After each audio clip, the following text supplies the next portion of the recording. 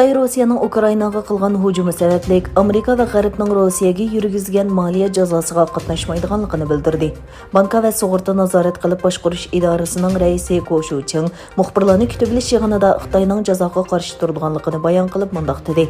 Biz jazoga qatnashmaymiz hamda aloqador taraflar bilan bo'lgan normal iqtisodiy, savdo va pul muomala munosabatimizni davomlashtiramiz.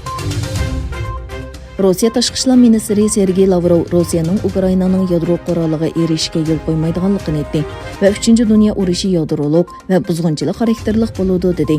Rossiya Tashqi ishlar ministri Sergey Lavrov Rossiyaning jazoga tayyor ekanligini, ammo jazoning ziyolilar, san'atchilar, tanarkachilar va axborot xizmatchilariga ta'sir ko'rsatganligidan hayron qolganligini aytdi.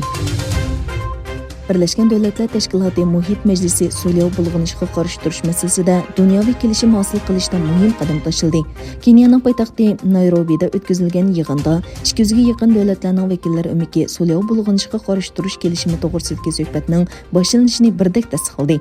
Buning uchun hukumatlararo komitet qurildi. Bu komitet 2024-yilgacha Sulyo tashlandiqlarni yo'qotish uchun qonuniy cheklash kuchiga ega kelishim tayyorlaydi.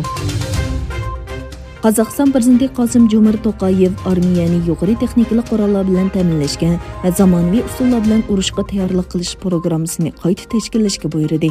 Prezident ishxonasining bayonotiga qaraganda, To'qayev bexatarlik qismlarining yuqori darajalik vakillari bilan ko'rishib, armiyani taraqqiy qildirish siyosatini muzokara qilgan.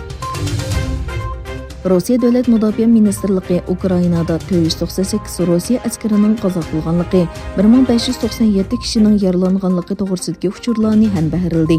Ukraina prezidenti Zelenskiy bo'lsa, urushning 6-kunida taxminan 6000 Rossiya askari o'ldirildi dedi.